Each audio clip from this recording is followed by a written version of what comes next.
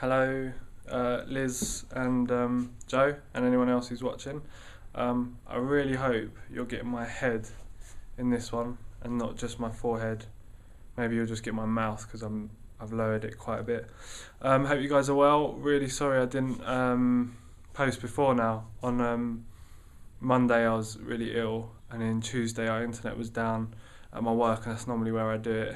And I was still feeling a bit out of it, to be honest, but yeah, sorry, I'm a bit bad like that sometimes. Yeah, really looking forward to hearing Liz's post. I checked if it would be alright if I did mine today, even though it's like sort of taken over her day, which is bad, but sorry, I left it well late. I wasn't actually going to do one, but today I was on Twitter, and this guy posted this verse, and it really jumped out at me. And I just thought I'd share it and share why. It's really short. It's just Psalm 120 verse 1, and it says, "In my distress I cried to the Lord, and He heard me." Sometimes like the simplest verses like seem to mean the most to me. There's nothing like really profound in that, except that like in my distress I cried to the Lord, and He heard me. And it's not even that He answered me, but if I just share why that means so much to me. With my testimony, and like I was raised a Christian, but I went my own way from about 11 till 18 age-wise for various reasons, and I'm going to post my testimony on my channel, so if you want to see that you can go to JJ Harrison 01's channel. That'll be up there soon.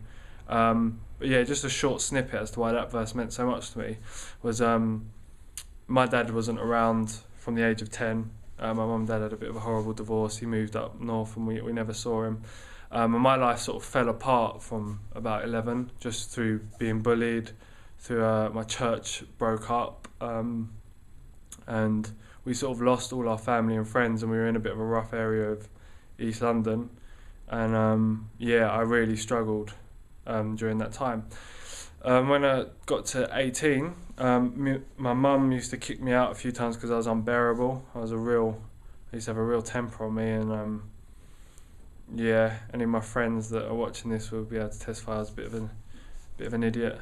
And yeah, so basically with this scripture, sorry I'm rambling a bit, there came this point where I'd had a huge bust up with my mum, and she kicked me out again, and I'd gone for this walk and I was furious. I think I'd smashed something, or I used to do that when I get angry. I'd like took it out on a fence, I think, and all my fists were all bloody and everything. I was sitting on this fence, and I would say it was the devil, but it wasn't like the devil was there, all horns and everything, but there was definitely like something there, and it started speaking to me, and it reminded me how I've been telling people lies. I used to lie quite a lot when I was younger, tell people about fights I've been in that I don't really know why I did it. I think I wanted attention, and I wanted people to think I was tough and surviving, so I'd tell them about fights I've been in that I hadn't, especially my friends and family. And I was sitting on this fence, and I heard this voice say to me, "You will go to your deathbed never being able to tell anyone the truth, because like what would they think of you if they knew that most of the stuff you've been telling them is a lie?" And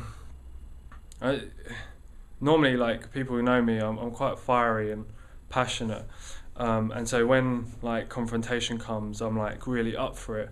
But when this voice said this thing to me, I succumbed to it and was like, I just burst into tears and was like, I felt broken, because I was like, I feel like my own friends and family don't know me, and have got the wrong perception of me because of these lies, and I'm never going to be able to tell them the truth.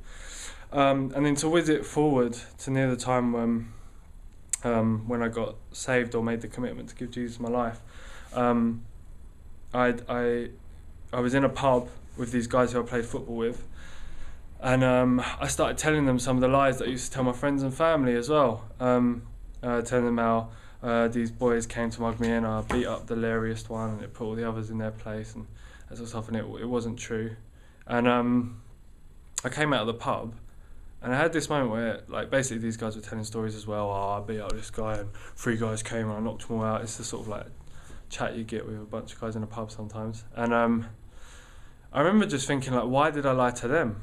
I was like, because no offense to them if they're watching, but I don't know, like I don't really value them that much in terms of like their opinion, because they always used to be so I'm hard because of this, I'm hard because of that, and like that sort of attitude just annoys me. When people want you to like them for a reason, it's often shallow and it's crap. So I was like, why do I want these men's approval whose approval I don't want? Why am I lying for approval of men that I don't even hold in like high regard, sort of thing?